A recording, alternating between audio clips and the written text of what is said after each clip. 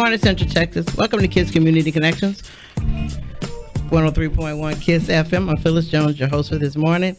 And last week, we were talking about the shootings and the killings of our African-American males by the police officers. Even though it's not happening here, does not mean we need to do nothing, because being proactive is better than, being reactive. And lately we've been in the reactionary mode. We wait till it happens in our backyard.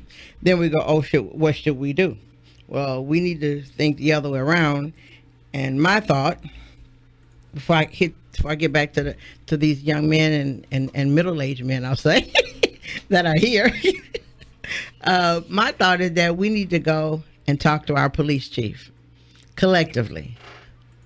And I'll put it this way: since it's the black men that's happened to, I think a good 15 black men need to call the police chief of whatever city you live in and say, hey, we know this isn't happening here, but when it does, or if it does, we're still gonna be back up. We're gonna still be back with you. You're gonna see us again, and let him know that you're watching him, as well as the police department, because you know what? He would then let them know, hey, listen, 15 or so black men came to see me, not threatening me, but letting me know. Even though it hasn't happened here, we're watching. That sends a strong message, because at that point in his head, he's going to always have to remember that. He's going to remember that, whenever we come back again to talk to you, how it's going to be, how it's going to go. So that would be my thing, is I say 15 to 20 black men go see your police chief and let them know. Before it happens, here we are, and if it happens, here we will be here again, and we will stay with you until everything is straight. So that's just my solution, because in order for me to ask you for a solution, I need to also have one, because I can't ask anybody to have something that I don't. That's just me being fair. But good morning to my panel. Good morning. And I was gonna call my one of my panelists his other entertainment name, and I'm like, oh, can't do that. So Raymond Goosby, good morning. Good morning. Darryl, how are you? Good morning. Great. Good morning. Raymond, how are you? Good morning. Good morning to all. And I'll just say, Anthony, how are you? Amazing. Uh-oh. And come on, Jupiter. Blessed. Okay, all right. Now, last week, the discussion was heated. It was hot. It was good. And those who listened realized something that I didn't realize you could hear through listening. Is what I was saying is, they said that you all were diverse ages because they recognized what you were saying. Oh, yeah. Which is also good. Because we can't solve anything with just a group of people who are the same age. Because when we are, I say, if one age group say something, the ones in the 20s and mid 30s that's not how it goes. Mm-hmm. So we need to also learn it's a new thing called listen and learn. It's just started, apparently, and we might need to do that. So, okay, we have some solutions on here today? Yes, ma'am. Okay, let's go, Raymond. You said yes. I don't speak a lot. What? Yeah, because you throw all these crazy questions at me, but anytime we talk, we always kind of go back and forth, but I say some quick and get out of here. So I have a lot of different friends. All right. I don't just hang around. I don't just have black friends. I have white, Hispanic. Right. It goes on and on. So when it comes to going down and talking to the police chief, I think we'll make an even greater impact if I grabbed those friends. Okay. And we went down as a diverse group. Okay. Because he may get intimidated if it's just a black group. And not just that, but at the same time, I believe we'll have an even louder voice if we came together and showed unity. Okay. With this situation. All right, that sounds good. Okay, Darryl, you got your thinking hands on? Is this in reference to that particular question towards the Killeen? Yeah. Well, not even Killeen. We got Carpers Cove, Temple, Belton, who all listen. So what can we do? Even though, like I said, it hasn't happened here, but other things have happened here. Her police harassment has happened here. We got people in jail who we think should not be right now here. We've had 2 black men who died in prison and died in jail, county jail. Do we know what happened to them? Do we know how? You see what I mean? So Not at we all. do have, we don't know. It was a soldier. He got arrested and he was found dead in the cell in Belton overnight. And, you know, what happened?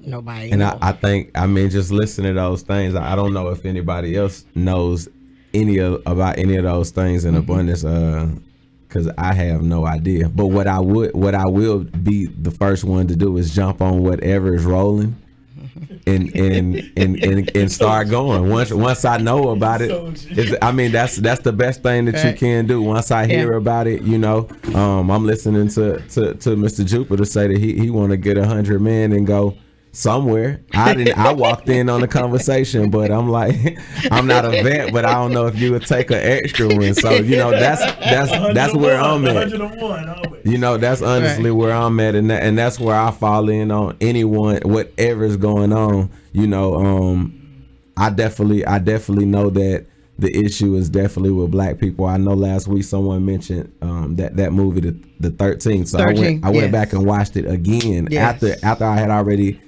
seen it. I went back and watched it again, got a whole new set of views about it. And you know, the condition that we're in, man, it's going to require us to be educated. And I heard a lot of us saying that last week. But again, the things that you're saying that we don't know that's going on, that's a part of that education, and that's the beginning of finding out what's going on, and then finding out from who does know what's going on, what can be done from the perspective that's already been scoped out. So that's just my side from now. That's good. That's good. Okay. Okay. Just like what Raymond said, I think we need diverse group. We need the females to come up.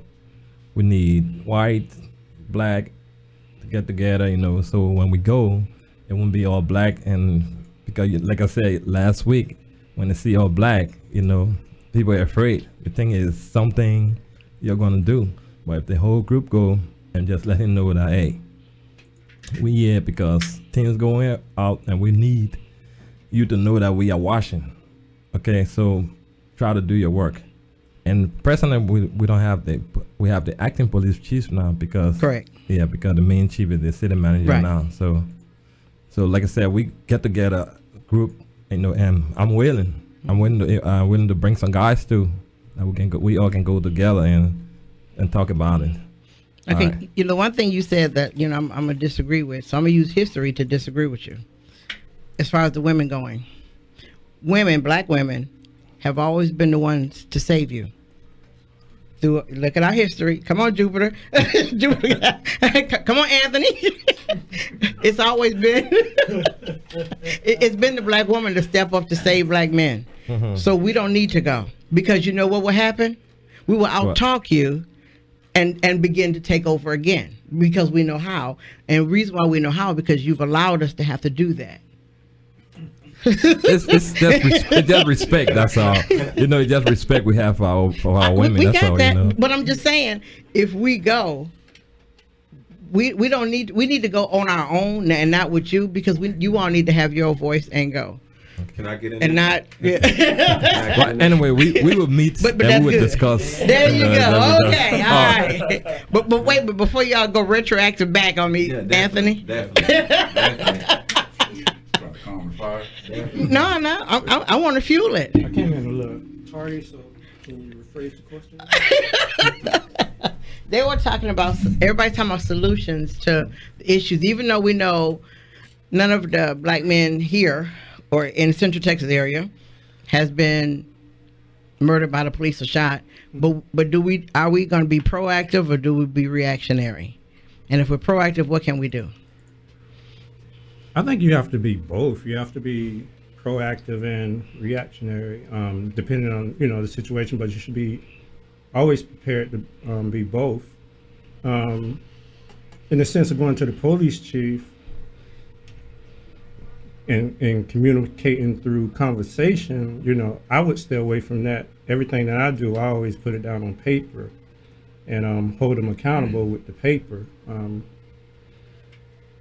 And it really goes back to education and us knowing what our rights is. You know, it's a maxim of the law that states if you don't know what your rights are, you don't have any. So, you know, it's about educating yourself. Me personally, going to the police chief, he's not the boss. The boss is the mayor. City manager. Because he's the one who appointed the police chief. Right. And the boss of the mayor is the sheriff. So, you know, you go up the ladder and talk to the boss, because the boss is the one that can actually chastise his subordinates. A police chief? Okay. Jupiter? He like, dang, I would be the last one. Yeah, there's a lot to unpack. What we have to do is define the situation. And the situation is we are in perpetual war. So we must teach the young people about the art of war. If we're talking to anyone in authority, we must be able to put them in a position where they're at risk. So if you go to talk to the police chief and there is no risk, then he is accommodating you. He's going to be there when he wants to be there. He's going to keep you there as long as he wants you there. But if you understand that police chief, if he was put in position by the city council, then we have to get our young people to understand the tools of war. And in a republic democracy, those tools are registering to vote. Those tools are being a registered voter. And when you go with those numbers, then the police chief is going to come to you when you call him. He's not going to accommodate you. The city council is going to listen to you when you show up, because the police chief is going to only conduct themselves in the manner in which they please the mayor and the city council. So that's what we need to do. We need to get our young people and equip them with the tools. This is nothing new for our community. Right. Okay, this is nothing new. The civil rights was young people in the streets. It wasn't the older folks. It was the young people. Go back and look at those pictures. Those young people were equipped because they understood. And we're living in an information age. So there's nobody can tell me that our young people today are not more prepared than the young people back then. We just got to connect them to the right information. And anytime we deal with authority, we have to deal with authority from a position of power. Okay, so that means that Jupiter, Anthony, and Raymond will hold a workshop for the young men? Absolutely. Let's get it in. Okay, Raymond, you ready? I'm ready. Go ahead. No, you had something to say before. Oh, no. Come on. Me. Oh, he gonna work me. He's trying to get away from me. Yeah, it's back on the whole thing. How women. Yeah, because we have saved us. I like that conversation. Okay. Let's get it in. Let's get that conversation. And for me, for me, a lot of the things that I don't know what I definitely would like for you to share some of the things that some of the people shared. Oh, what you mean? What I said about women? No, ma'am. Okay. Okay. As far as you said that they could tell that there was an age difference between us because of what you were saying. Me? No, because between what you and Raymond were saying last week, people realized that there was an age difference in what you were saying and how you were saying it versus Anthony, Raymond, and Jupiter and everybody else. Now, for me, listening to you say those things, I look at you as a very wise woman. Right. I think about when I try to think about who we're supposed to look at our people as. I see you as one of the elders who, are from where you are trying to give an inception or impart an idea for us to be able to take and move forward with or whatnot. Now, what my issue is that for me, I didn't grow up with my dad in the house. So I grew up looking for God to fulfill me from the way that I thought that, the way that we're taught that God was supposed to fulfill you. But I was always looking for a man, right? To give me the example of how to move and how to think about certain things. And where I believe the reason that you yourself feel so passionate and women are the way that they are is because y'all have seen us, belittle ourselves to things that we went through and not protect you all. And there isn't a man that has taken everything that we know and is forceful with it towards those type of things. So the way you'll walk into the police station, I wasn't gonna let you go into that police station that day by yourself when you said that you were gonna go the last time, because I'm like, I can't let one of the elders go into a police station by herself. Now, I don't know what we're about to go in here and say, but they not about to talk crazy to her in front of me because she's about to go in here by herself. It's 2 or 3 of us in the whole police station. And what we're going in there is against whatever they talking about. So if anything, there needs to be some type of defense, but I've never seen a man like that in front of me. And a lot of people in this generation haven't seen it. So we're looking for people that are dead, Martin and Malcolm, to inspire us to be for this thing that we're supposed to be, but we missed it in that generation that we were talking about in that example. So like Mr. Jupiter say, you know, I follow Minister Farrakhan. That's one of my first opportunities to see certain type of men act in a certain nature, but that's something that we don't have today, to be that aggressor for us. Just looking at it, if you look at things like the old pictures of us in Africa, or the old mixed statues and the way that those things are carved, our facial structure is warrior-like. You know what I'm saying? And we're a lot of us are real relaxed in the face, modern day, right? Because we don't feel that way about the world anymore. And I can see why we miss those opportunities to represent ourselves the right way. Okay, so I have another question. Raymond, do you feel the same way? You feel the same way that Darryl does? Correct. Yes. Okay, so my question is to 3 other men.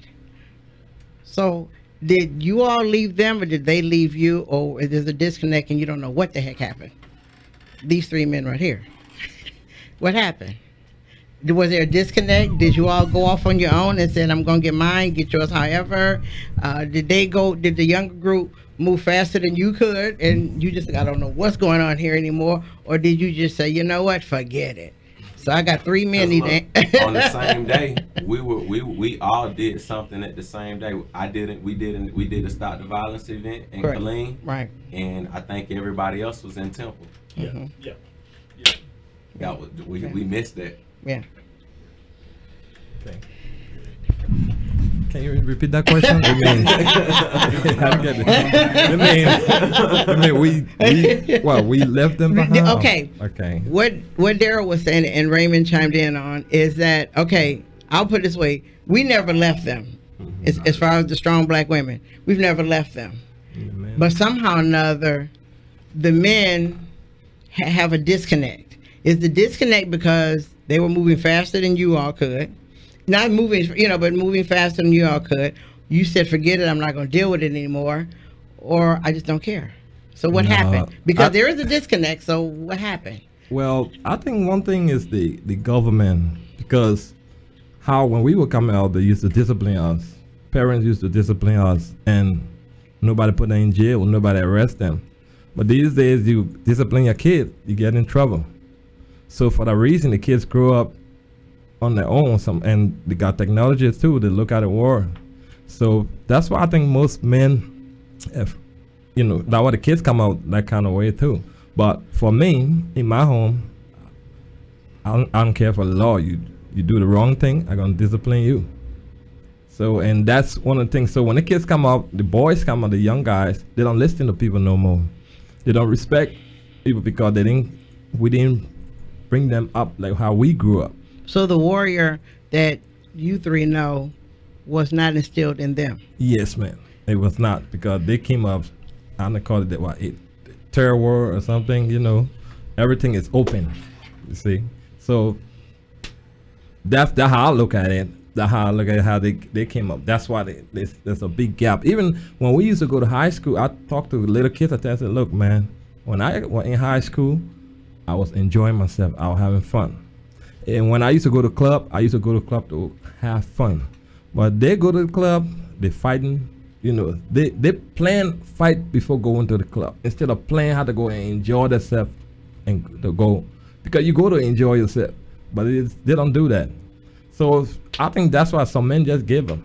But for me, I don't give up. I still talk to young kids, especially the one I work with or the one that I know, most of them call me like they're receiving some text from them, what's going on and thing, I still do the little I can, Okay. But I didn't leave them yet. Anthony? He like, dang. Man. I think it's twofold. It was a group of people observing our community when it was strong, and they said, hold up, we can't allow that community to be strong anymore. So, it was, an administration that pushed the war on drugs, which was really actually the war on the black family. So what they did with the male in the household, they incarcerated them. So in that case, the kids was raising themselves. And then the new father became the system, which was the public school, and the public school only educates you in the interest of the public. They're not going to teach you what you need to know. So, I think it goes back to systematic racism and white supremacy that destroyed, the nucleus of the black family. But it takes us having these conversations, coming together to know what happened, to reverse engineer it and correct it. Okay. And just in case anybody is just tuning in trying to figure out what we're talking about, is basically we're talking about the total bringing back together our black men, because we're losing them to being murdered by the police, the prison system. We're losing them. And we need to build a solution that we can actually do. I hate the pie in the sky solutions, because that's where they end up at. And I don't like talks that don't go anywhere, because that's not me. I'm the action worker person. And as far as black men, I'll be behind the scenes working, but we need to move, because a talk like this is great, but we need to take it outside, and we need to talk about it through the week, and we need to make plans to meet again, and you all sit down and host something that's meaningful, powerful, where you all can learn to be the warriors that these men are. Okay, Jupiter? Well, I think it's simple. If you look at the little black boy and a little black girl, as they're growing up, everything is the same.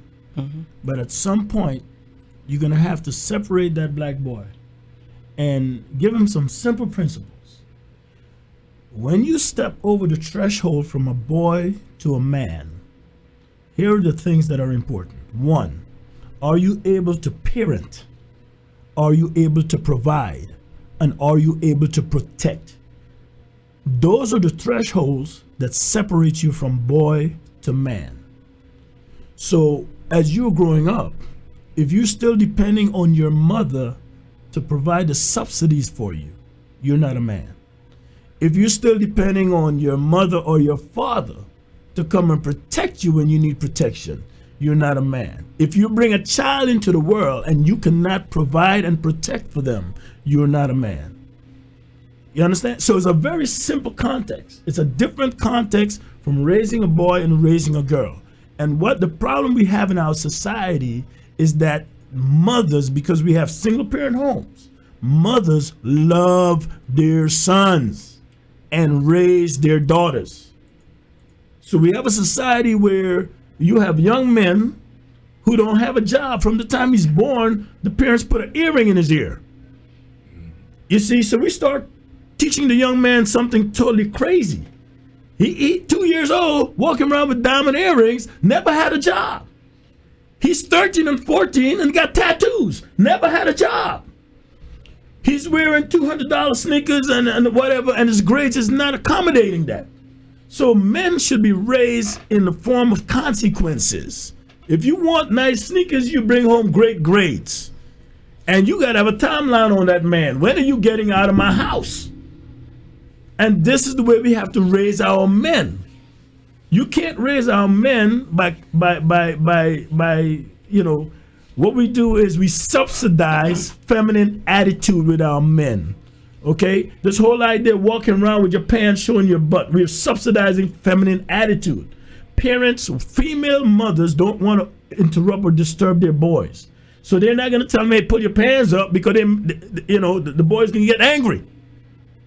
Who's buying this kid these clothes? The boy ain't got no jobs. Who's buying him a pants 10 times the size?